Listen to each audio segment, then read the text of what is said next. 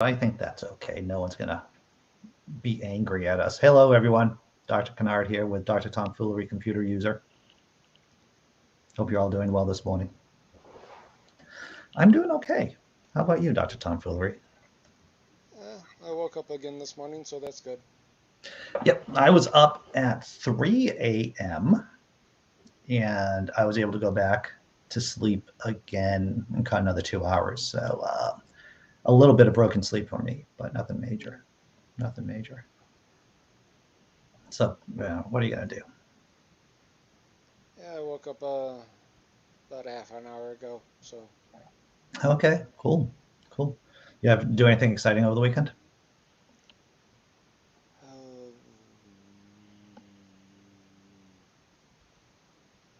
went on a long bike ride on Friday. Oh, cool. I was going to pick up some video games from a Facebook Marketplace seller, but they never showed up. Oh, well, that sucks. Yeah. Oh well. Yeah. I got drunk at a Renaissance fair. Not too drunk, though, because I had my kids with me, so I had to behave kind of.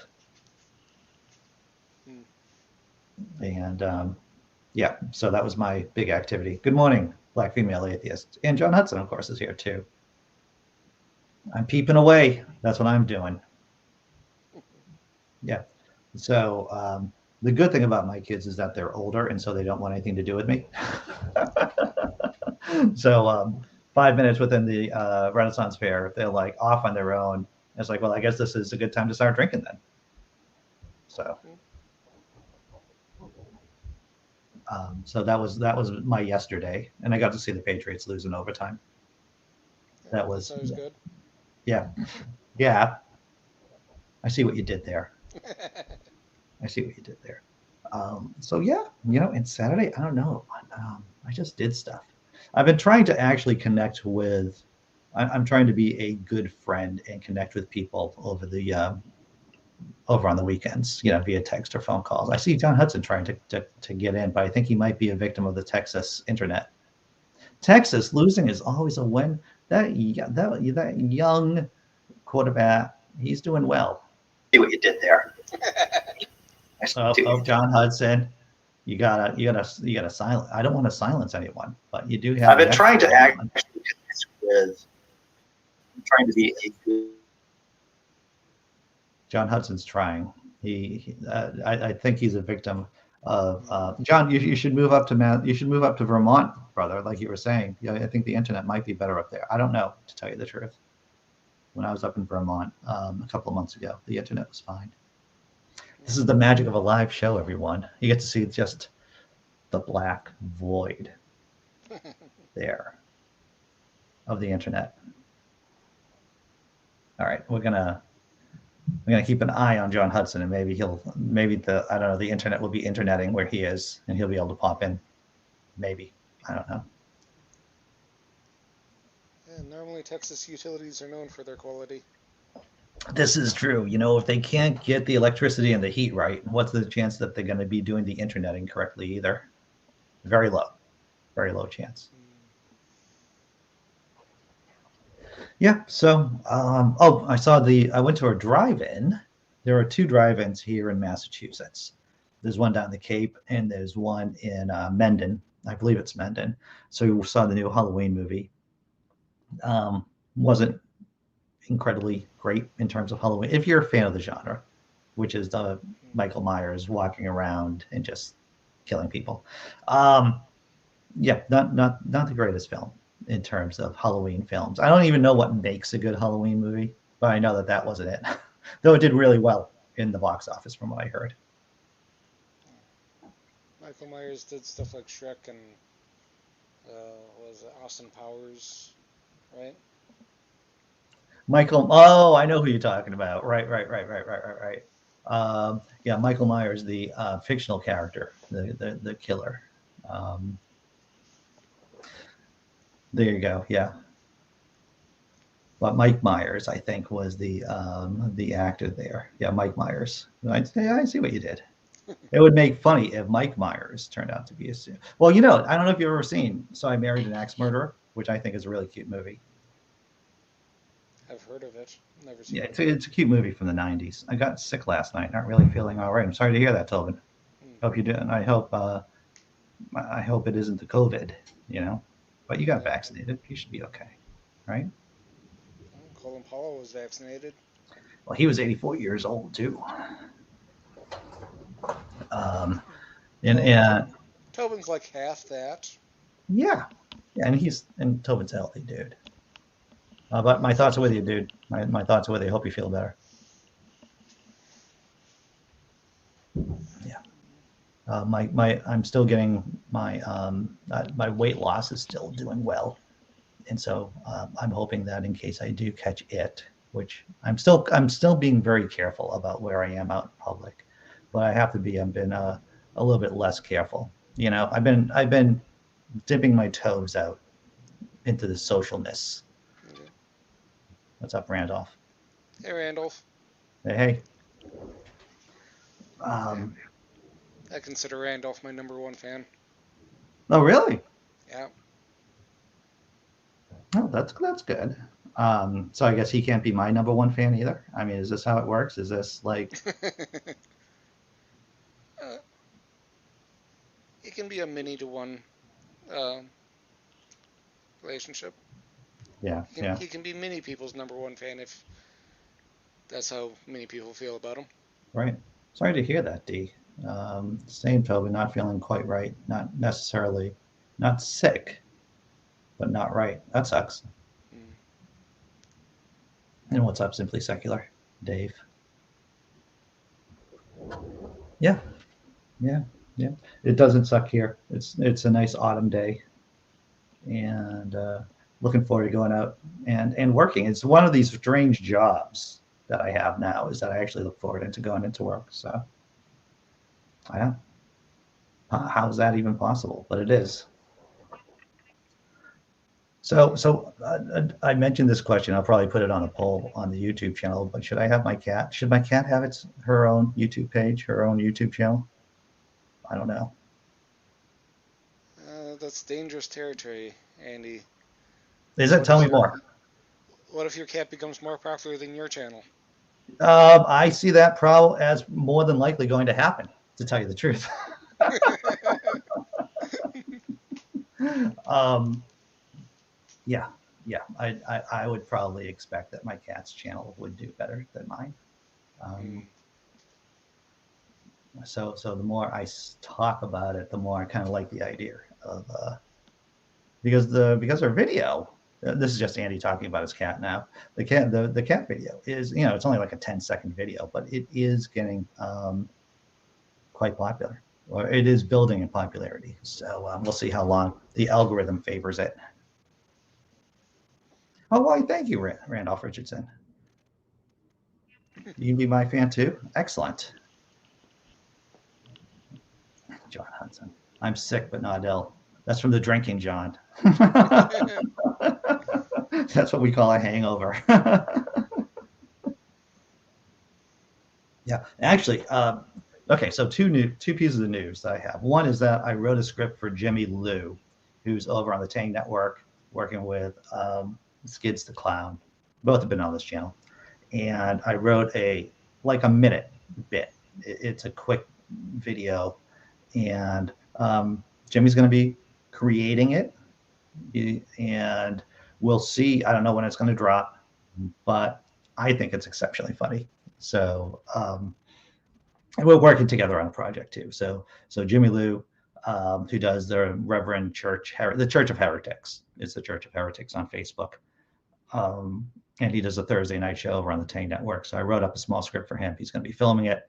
It should be freaking hilarious. It should be freaking hilarious. At least it reads funny, everyone. At least it reads funny. Dave says, do a cat baking channel. Start out with something like biscuits. biscuits.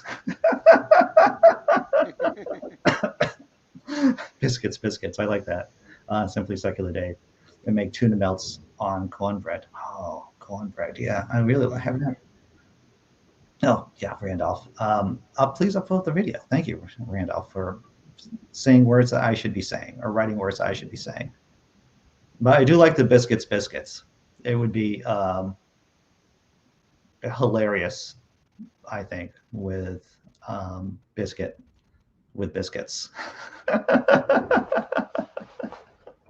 Is there any way we can do vegetarian tuna melts? Probably not. But I mean, the cat would eat the tuna afterwards, right? That's the principle, is that the cat would actually eat the tuna after the melting. Cats are obligate carnivores, so you don't want them to be vegetarian. No, right. Yeah, this is true. This is true. Good point, Tesla Ranger. Biscuits is the name of Biscuits OnlyFans channel.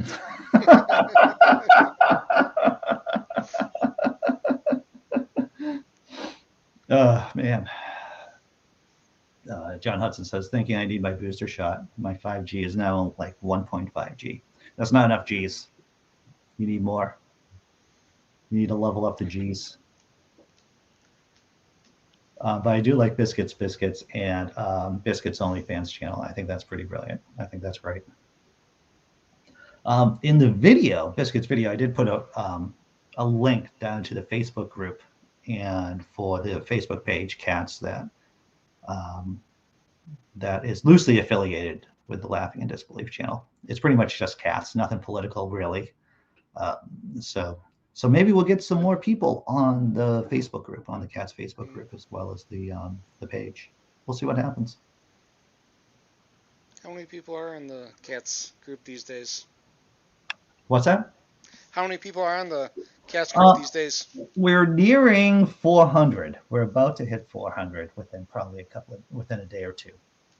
And once a group gets large enough, then what happens, inactive enough, the Facebook algorithm starts promoting it and starts asking people to join the group. So that's how I understand how the algorithm works.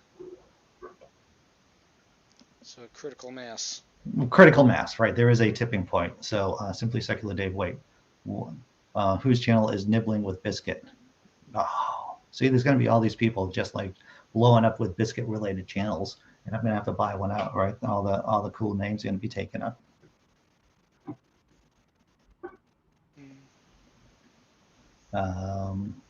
Randolph says, cats are carnivorous, and I have a meme about vegan cat food that I'll share with you. That sounds good. That sounds good, Randolph. Yeah.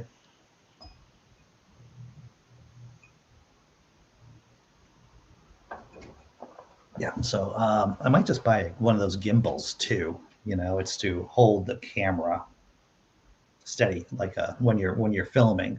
A gimbal is used to keep the camera steady while your hand moves around. So some kind of, I don't know, some kind of gyroscope action going on, maybe. I don't know. I'm not that smart. Randall says, I would join your Facebook group, but Facebook disabled my account and kicked me off after anti-vaxxers made false complaints about me. I'm sorry to hear that. So you're just completely gone, Randolph? Facebook, I mean, I've had other atheists and skeptics on this channel talk about how Facebook has basically canceled their groups and pages.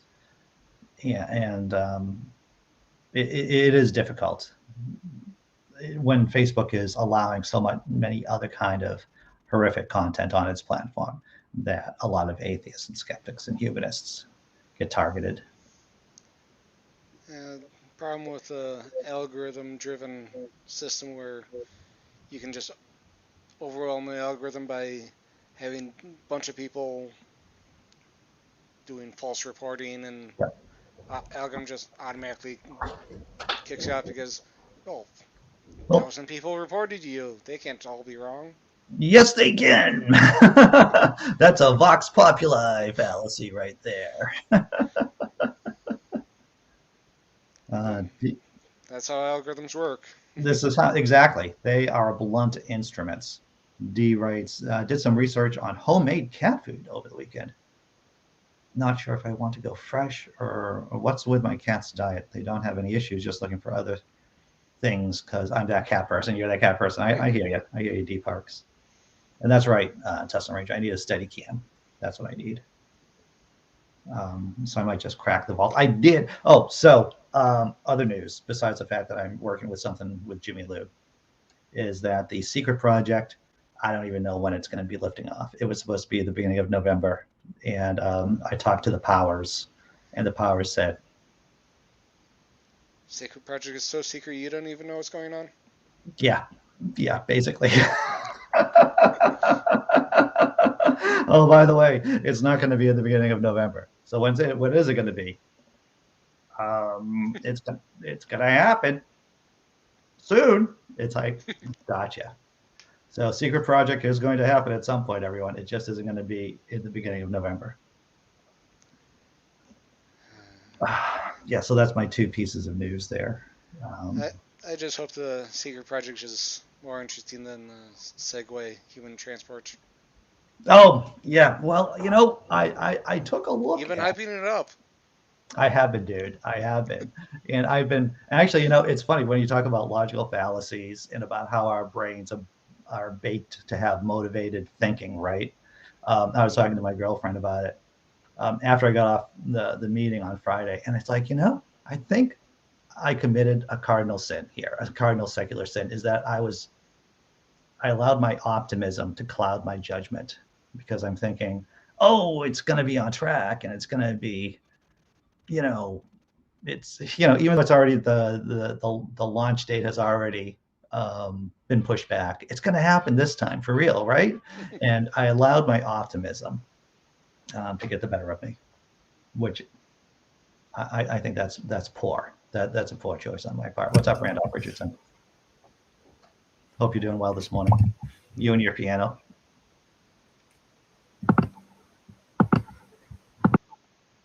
Oh, now he's gone. I guess Canada is having trouble with internet too at the same time, along with Texas.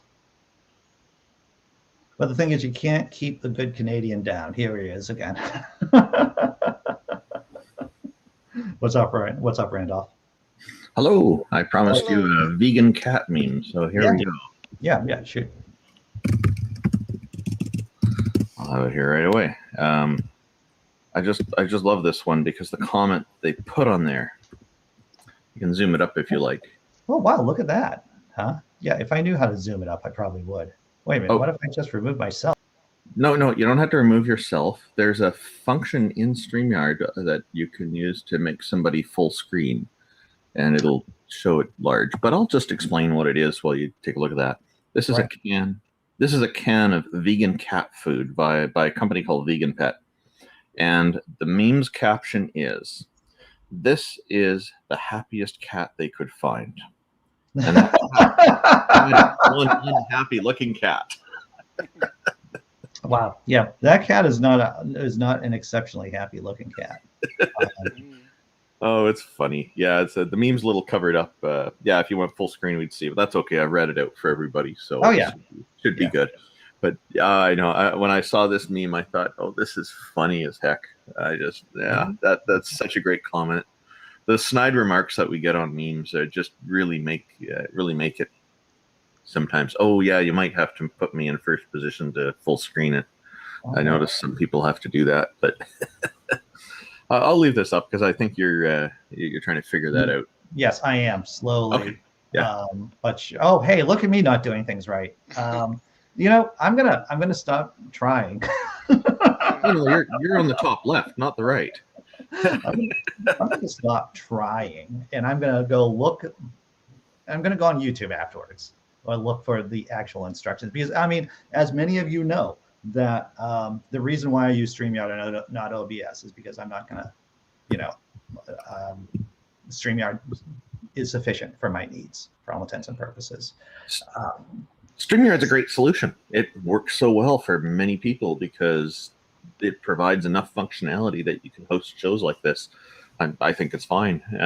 There's some people are using Discord if they want to go beyond the limit of 6 or 10 guests, depending on whether they pay. And Discord, I think, lets you go up to 50. The thing is, and tell me, if there are like clear rules about like if everyone's cool, like for like a comedy show or something like that on Zoom, if one person is doing shtick and the other people are there watching and live, and there's some kind of organization. But if it's just an open room, I think that when you get too many people in an open room, it becomes like some kind of medieval melee where it's everyone for everyone. I mean, everyone for themselves, basically. Well, like you say, it depends on what people agree to as protocol-wise, right? Yes. Now, Discord has a new feature on it called Stage, where, really? where the host decides who the participants are, and everybody else is just in the audience.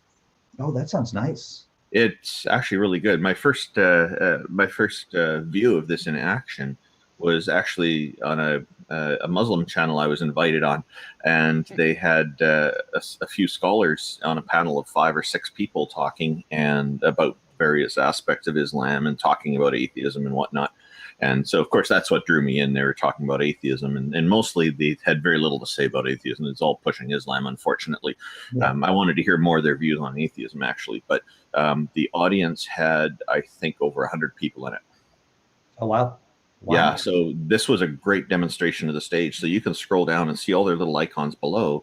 And at the top, they had the 6 panels, similar to how StreamYard does it. Interesting. The way Discord does it, Right, so right. Yeah, and the thing about Discord as well is, although most of the people do audio only, you can also go into video mode, just like you and I are here. And then Tom, of course, is in audio only mode. And this is, Discord provides the same function, but the problem with Discord is that your audience members all have to have Discord accounts. Everybody there has. They don't allow anonymous people to join in, and same with participants. Whereas StreamYard let anonymous people, you can let anonymous people join in and participate. People without a StreamYard account, I mean. So StreamYard's meant to broadcast out to places like YouTube and whatnot, whereas and Twitch, etc. Whereas Discord doesn't have that functionality. There's always a trade-off. So StreamYard seems like a great solution for what you're doing here. If it was either making more cat videos and I know this isn't a binary question, right? It isn't either or. It's either exploring more and develop a Discord channel or making more cat videos. I think I might go with cat videos, to tell you the truth. Oh yeah. You're gonna get more laughs and and more audience with cat videos. Oh yeah. How the internet started. I remember in the early days when people were able to start posting videos on YouTube. It was because YouTube was the first on the scene, basically, that was taken seriously. And it was, people were posting pictures of cats or videos of cats and videos of fat people falling. And so Schadenfreude and cats. Has anything really changed? But the cats have survived, and that's not a surprise, because people falling is not going to survive. Yeah. It's not conducive to survival. People are going to get hurt. They're not going to be able to keep falling, but cats will be able to keep doing what they do. Yeah. This is true. This is, I think, where the saying, where people started joking that the internet was made of cats. So it's a bunch of tubes with cats in it. A bunch of tubes with cats, indeed. Yeah, it's all kinds of different things like that were said, different metaphors. So it's a lot of fun. Yeah. So Randolph, weren't you saying you were getting into a debate with someone pretty soon? Was it over the weekend? Is it coming up? Yeah, I'm going to be in a debate with a Muslim we're just figuring out the details. It was going to be October 30th.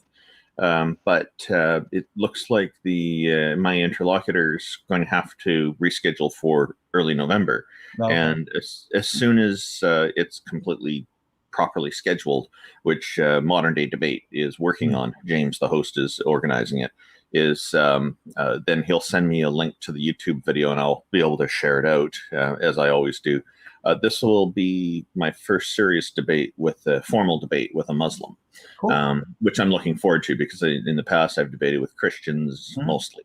And I would like to get into more of that, because I've debated with Muslims before, but it's interesting. I'm going to read up on the satanic verses and a couple of the surahs, because I think that'll be important to do. So what's the format going to be like? I mean, because there are different formats for debates.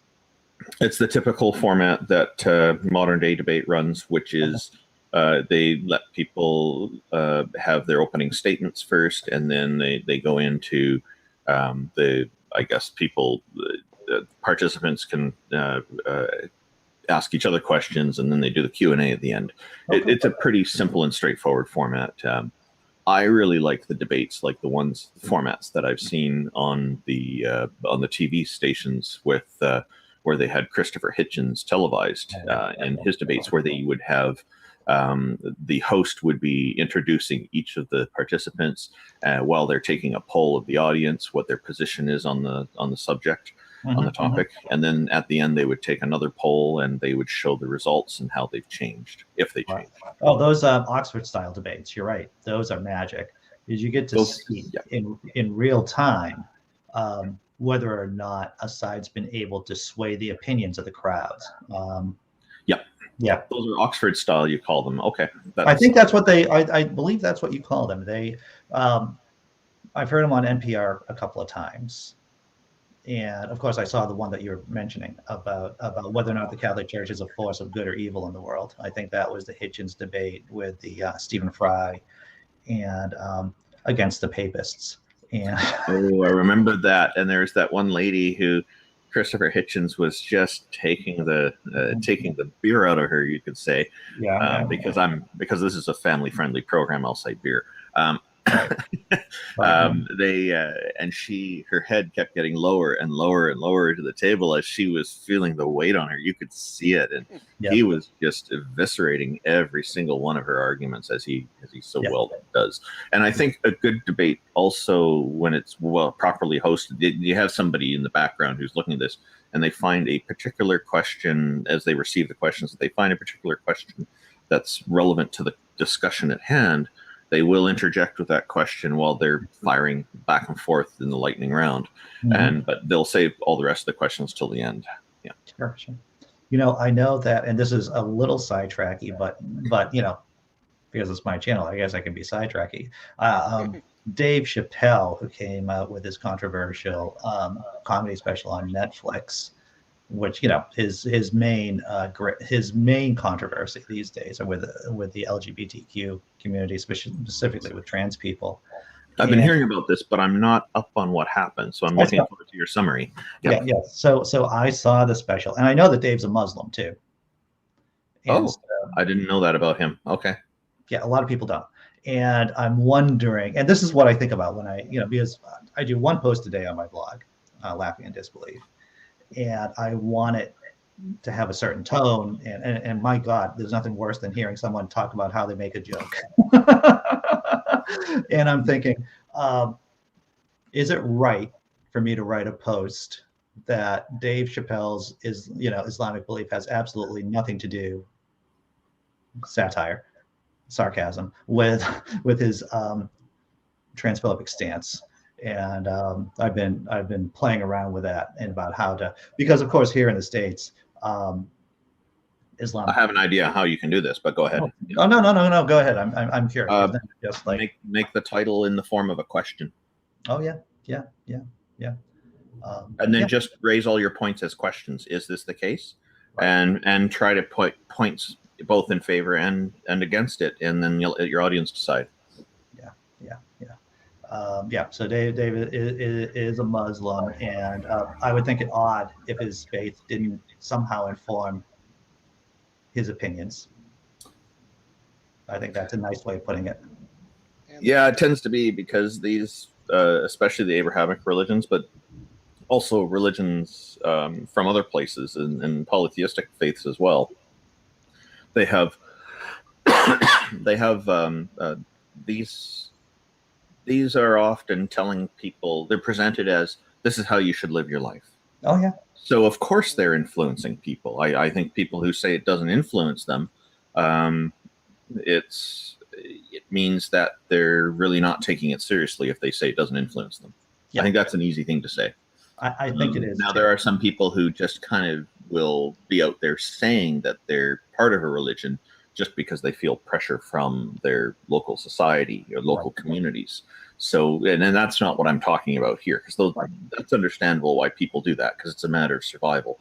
And it literally is, because otherwise they're not going to be able to get hired, and they're going to find themselves out in the street when they can't pay their bills. Right. So this becomes a major issue, because living on the street is a very dangerous thing for a person. And two things. One, Dave Chappelle definitely converted to Islam, and two, this is why there's I was writing some shtick about this the other day over the weekend for a blog post. It's the material source theory, I think it's called.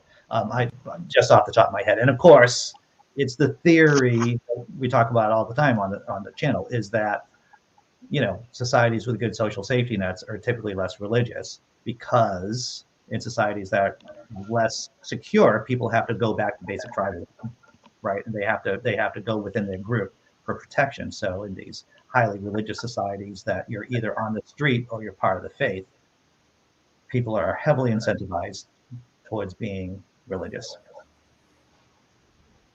Yeah. And then you hear a lot of these excuses about what good religion has done in the world. And the fact that these people who advocate for the religions are so preemptively defensive about it indicates to me that they're actually insecure about this. And they feel a need to do this. Yeah. Why do you feel a need to do this? If your religion actually is good for society, you won't need to make these arguments. Yeah. I'm not out there saying that atheism is good for society. I'm promoting the freedom aspect of things. The fact is, atheism is it doesn't address that point at all. That's up to the individuals. And like there's a group of religious people. One fellow named Sal who keeps quoting me because I said that there's nothing about atheism that that has anything to do with being moral or immoral. And so he keeps quoting me on this because he thinks it's a gotcha moment. But the thing is, atheism isn't a philosophy. Yeah. It's just not believing in deities. So I don't believe in any gods or goddesses. Everything else is up to me. Now, there are a lot of atheists who align themselves with humanism, and I do too with most of it. I don't necessarily agree with all of it. Now, there's a lot of different forms of humanism out there. So there are certain forms of humanism that I do find problematic. But mostly in general, I find humanism to be pretty good. And just like religious people do with their religions, they pick and choose which parts are the parts they want to promote and align with. It's the same with me with humanism. I would say that atheism doesn't cause good societies. What it is that it's an effect. Typically, it's an effect from a good society, from a healthy society. That's what I would say. Yeah, because and I agree with you on that, because atheism isn't really causing anything. Yes, it's just a classification, the way I see it, of people not believing in deities. But because people don't have this religion in their life that with a god belief or goddess belief or multiple deity belief, they're left without that guidance that is usually from very old times or a very old way of thinking. And so we're thinking about the present and different ways of doing it. And we don't necessarily gravitate toward humanism, although many atheists do. Sure. Many of us are thinking about a little bit more empathically. Instead of thinking, what does God want? We're thinking about, what do other people want? And that's a side effect, I think, that you're trying to allude to, right? Yeah. Oh, yeah.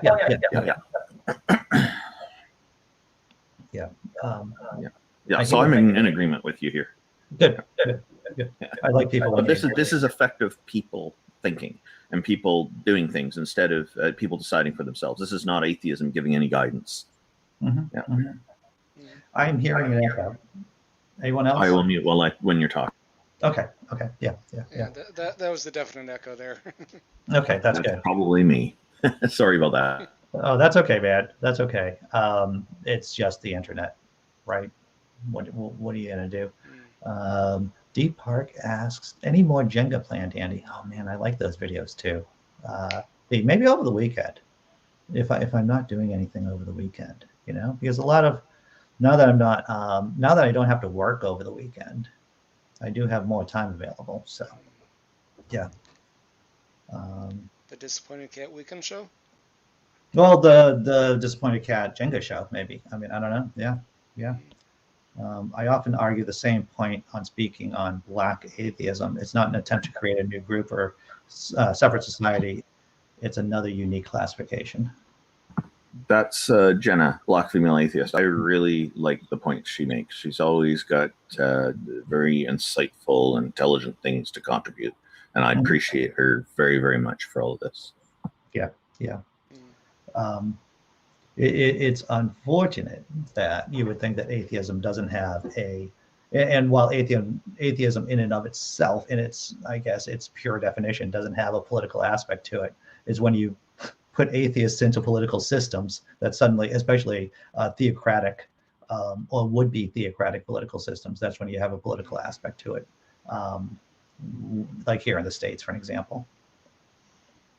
Tell me I'm wrong, Canadian. Tell me I'm wrong.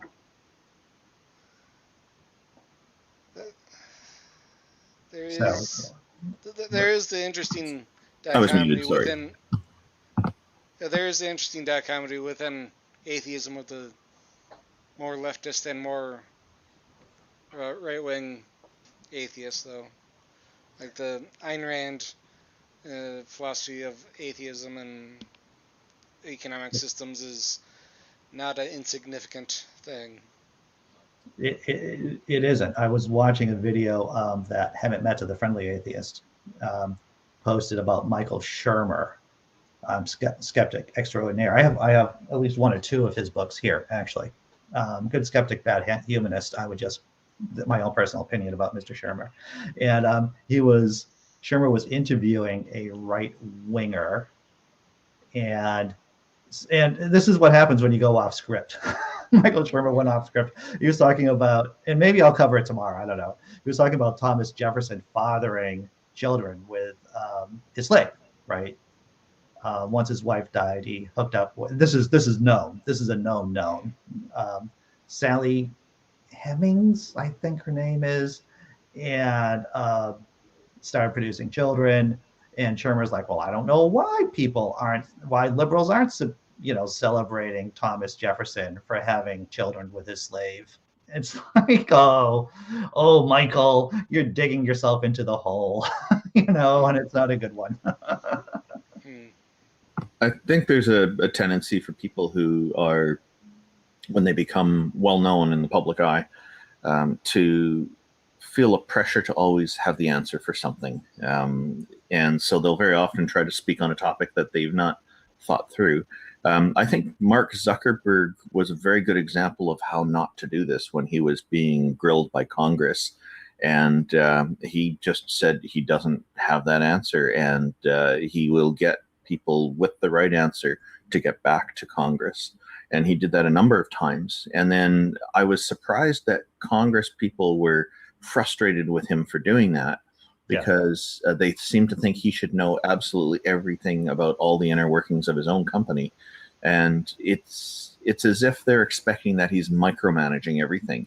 And the thing is, he's got this delegated to entire departments to handle things. So actually having the correct people who are in the know about what's going on in that department getting back to people is the correct thing to do, because that's how you give accurate answers. So it revealed to me that a lot of those Congress people have no idea how to run a business, especially a large business. Well, they have no concept of delegation. Yeah. The problem with that is it's far too often used as a way to deflect and not answer the question instead of actually getting back to them with the answer. Well, but the thing was, he really didn't know the answer because he has other people in different departments handling those things. He's got I run a small business, but there are certain people I will hire for different things who know things. And if I need to give an answer to some authority on this, then I will have to bring that person in to, or at least consult with them. I don't think what he was doing was deflecting. I think he was genuinely saying, look, I will get the right people in my company to get back to you. And so he was promising that. They could have very well have done a second session and gone over those responses, but they didn't. There's also the thing of he knew certain questions were going to be asked, and he didn't bother to even get the answers preemptively because... Oh, I didn't know about that. Okay. You have to hand it to Facebook. They've been able to get both Republicans and Democrats united in their irritation. That's what you can tell. That's the one positive thing you can say about Zuckerberg and Facebook, is that they've been able to unite the country. And here I am, someone who's been unfairly banished from Facebook, based on all those false accusations, and yet I'm still saying, hey, this guy, I don't fault him for this. Like, right, which is surprising. I thought you would want to jump in. Yeah.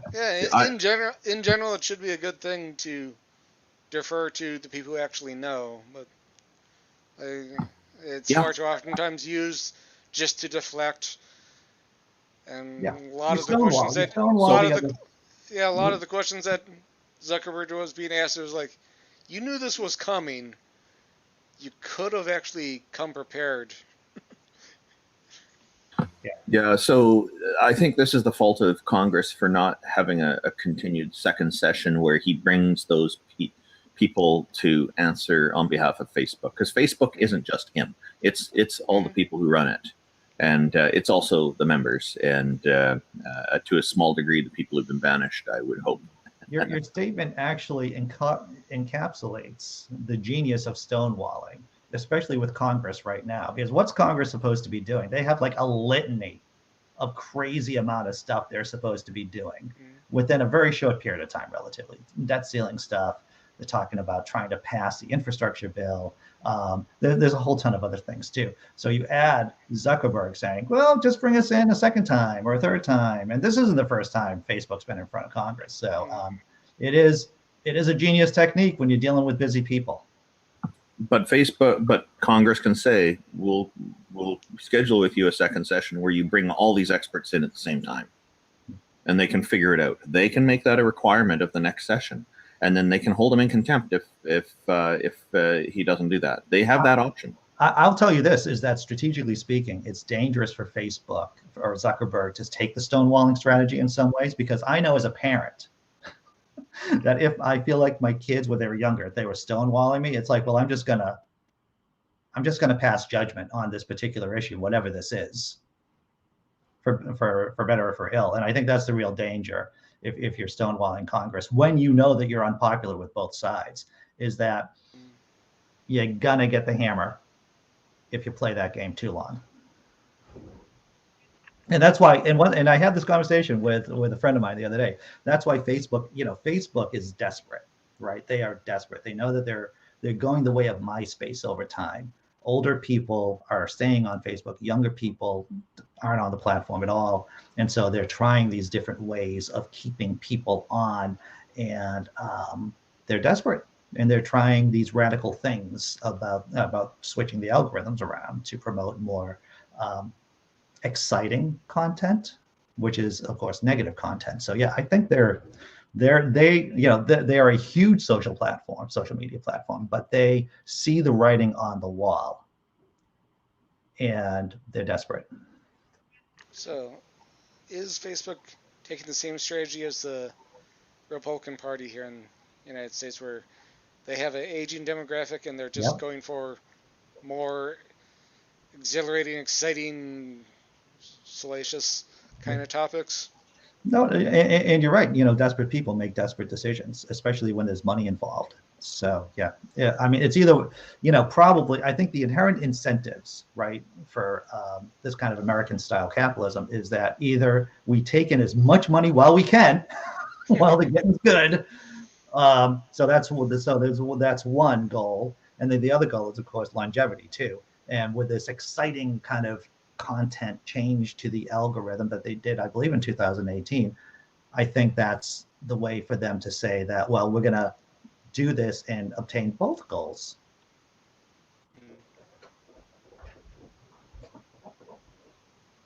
And then someone's going to say in the chat, isn't that what it's amazing that Andy hasn't brought up World War I or World War II when he's talking about desperate people's strategies.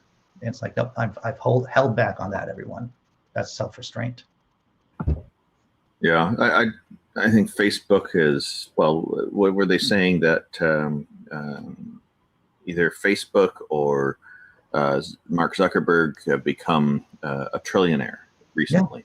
Yeah. And so, and then I'm hearing people talk about, oh, he's so greedy. Look at that. He's going to keep it all for himself. And then I read that he and his wife have announced they're going to be giving away 95% of their wealth to social programs and charities. Yeah. And I thought, okay, that doesn't sound so greedy anymore. Well, at least he's not. Is he going into space? I don't think he's one of the super billionaires who are trying to go into space, and so that's at least something nice. Well, I'm not a fan of height. I don't like heights, so I wouldn't go even if I was a multi-billionaire. So right. I wish I was. I'd be helping a lot of people with most of my money. I'd be doing like they do, but I'm not. So, yeah. But I do look at the steps that people take to get into these positions. Oh, yeah. You know, I look at organizations like the Catholic Church or Royal Family and other such and the Church of Mormon and whatnot. They're hoarding all this money, and they're not really giving it away to help anybody. Yeah, they'll give out a little bit here and there to help people because it's good PR, but yes, that's exactly they're not giving out significant amounts that would really make a change in what their holdings are. Right. You know, if they really do, like the Catholic Church and the Church of Mormon really do have God on their side, what do they need money for other than to keep operations going, you know? Yeah, totally. And they are just giving away enough money so that the peasants don't come with torches and pitchforks. That's exactly the amount of money that they're giving away. Yeah. A problem that a friend of mine was looking in the local area of St. Paul here, that there's the property taxes that have been collected have been going down in the downtown area because there are so many places that are just being held by religious organizations. Yeah. And then they declare themselves tax-free, so they don't pay any property taxes on these downtown properties. Like the old Science Museum in downtown St. Paul here was bought by the Church of Scientology, and they declared it tax-free, and various other things like that, and including some things where it's just vacant most of the time. Yeah. They're not even doing anything. It's just a investment for them. But it's a religious organization. They've made an investment in some property tax-free, so they don't have to pay property taxes on their investment of downtown property. Well, it's and I agree with you. You can tell how poor a community is with how many churches, tax cashing establishments, and liquor stores there are. In all grouped together, typically, like the city that I grew up in, Brockton. A lot of churches in downtown, a lot of check cashing places, pawn shops, all the effects of poverty. Of course, no one is surprised to hear that I am a firm supporter of lawsuits against the church. And once again, I know I've said it before, but I'll say it again, is that, the Boston area is littered with once Catholic churches now turned into condominiums. And that's because the lawsuits put up against the church and their gang of pedophiles.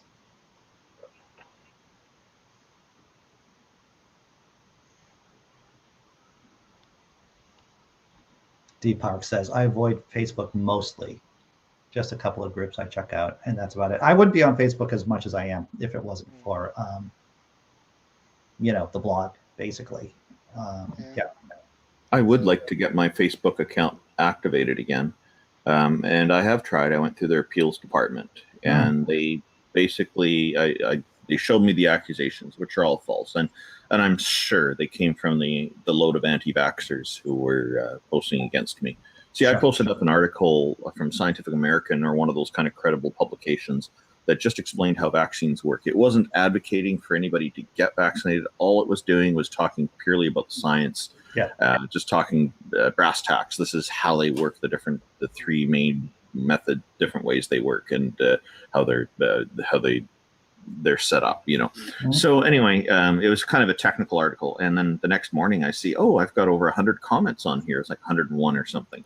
And so I thought, wow, this is great, because I almost never get comments on the things I posted. I wasn't that popular. And the thing was, I looked at them, and it was all pretty much all anti-vaxxer, one or two people supporting what I'd written, but the rest were all anti-vaxxers, talking about how wrong this is, it's conspiracy, etc.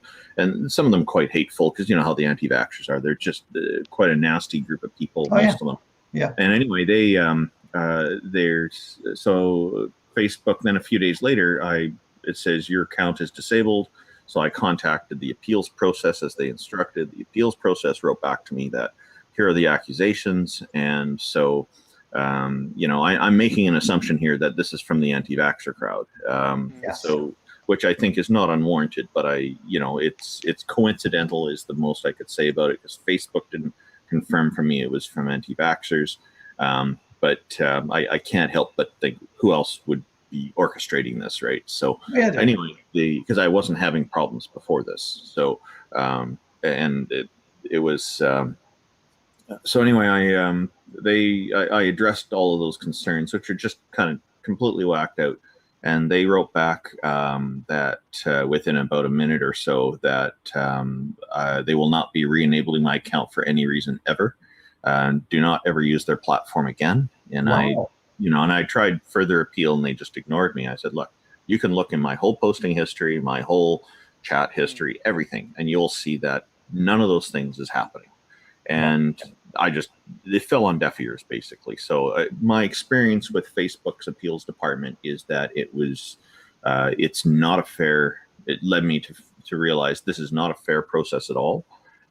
It's like, what's the point of even having an appeals department? This is like a PR stunt or something. So it would be nice, because I was connected with friends and colleagues from the past and present, and people I went to school with, and on, and activism groups I was involved in as well. So now I'm cut off from all of this, and then people come along and say, we should be kinder to the anti-vaxxers and try to get on their side instead of trying to be like this. And no, they cut me off from socially from a lot of people. So I don't feel like I want to be particularly kind to the anti-vaxxers. They're disrupting society in very bad ways, and this is one example. Well, they're killing people. That's what they are. I mean, they have always been killing people. Anti-vaxxers kill people, whether they're sending the kids to school without their measles shot, or and they're just killing people. Oh, you want the best example? I guess not best. Is probably not the right word to use. The most effective example of how anti-vaxxers are putting people's lives at risk is, if you look it up, MMS, Medical Miracle Solution is what they call it. And they've got a few different names for it. Right. And its primary ingredient is industrial quality bleach. Of course it was. And what it is according to them, it is a cure for autism. And it is administered rectally, so it bypasses the liver. At least the liver is a little bit safer this way, but there are MDs out there who will say, don't do this, it will kill you, or it will do serious injuries to you that will be permanent and you'll never recover from. So they're pushing this as a solution. Like, these people don't have proper medical knowledge, and they're making medical recommendations. And I don't know if Black Female Atheist is still in the chat, but I know she's got knowledge in this area. I wonder if she concurs with this recommendation of the MDs of not putting bleach in your body. Like, it is sick what they're recommending. Like, anybody to put bleach in their body just willy-nilly, self-administered.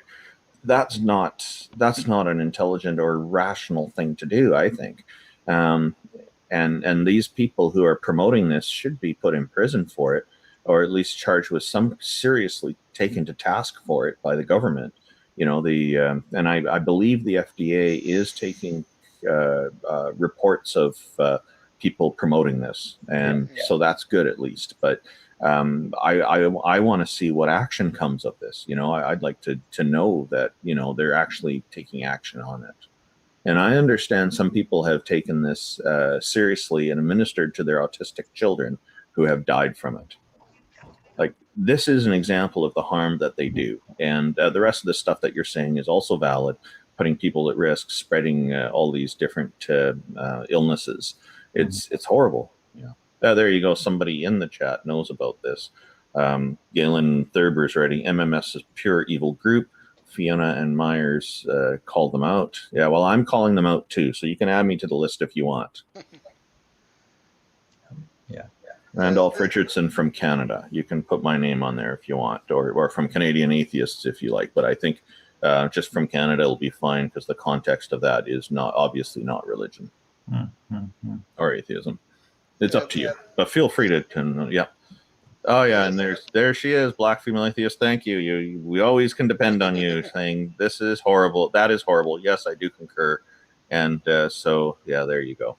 I'm not surprised she agrees. Yeah, the problem with big echo.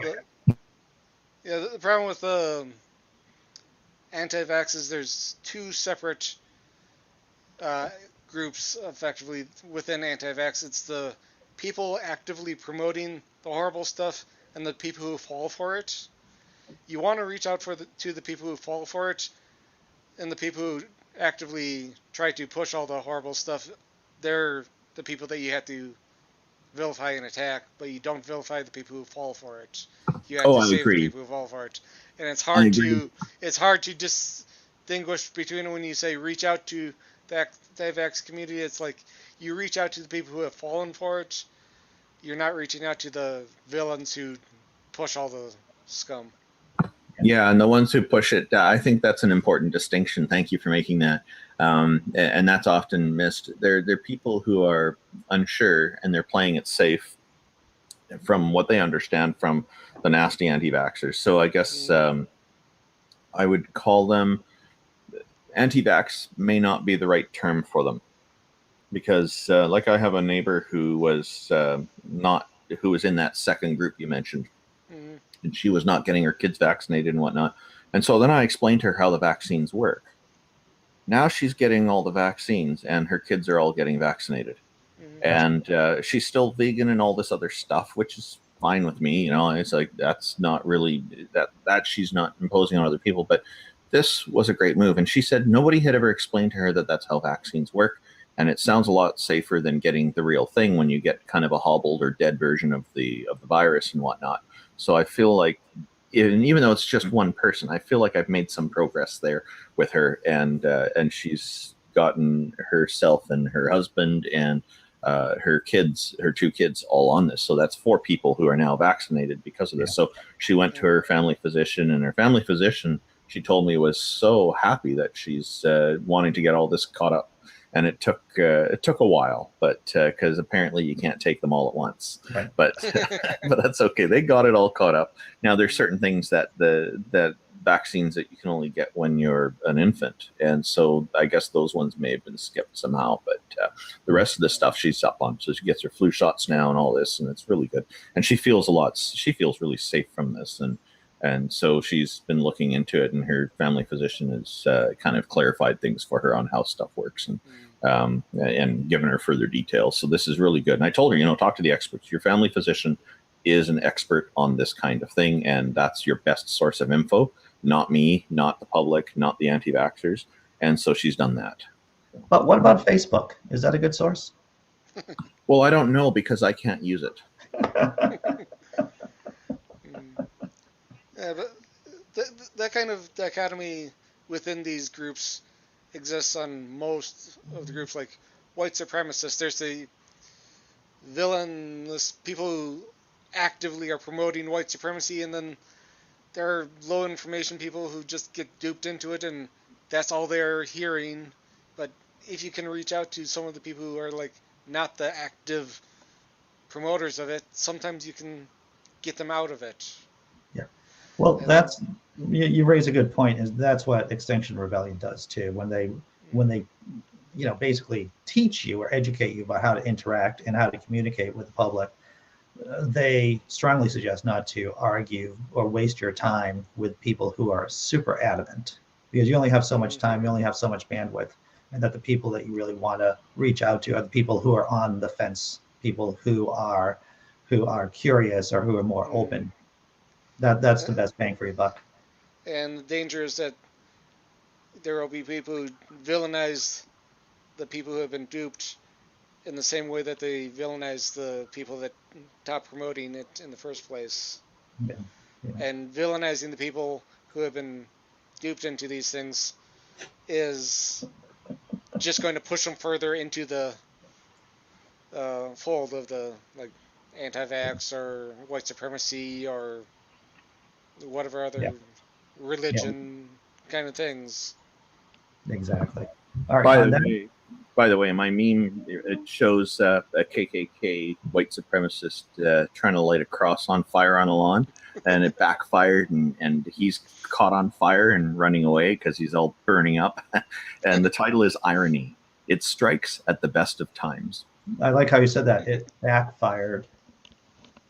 Oh, yeah. That pun was definitely not intended. Good catch. I didn't think so. All right. On that crappy pun that I just pointed out. No. It was a good pun for you. I just felt I had to point it out. And it was, I'm sorry for that, everyone. That's what I am. I'm sorry for that. But we have to go because I have to go to work. And so Randolph Richardson, thanks for coming on the show. Dr. Tom Foolery, always pleasure. Thank you. So you're extinguishing this now. I'm extinguishing this whole conversation, but it will be here forever on YouTube, whatever that means. If it'll always be there, it won't be water under the bridge. Okay, it will not be. All right, take care, everyone. Doing the same crazy thing tomorrow. Take care.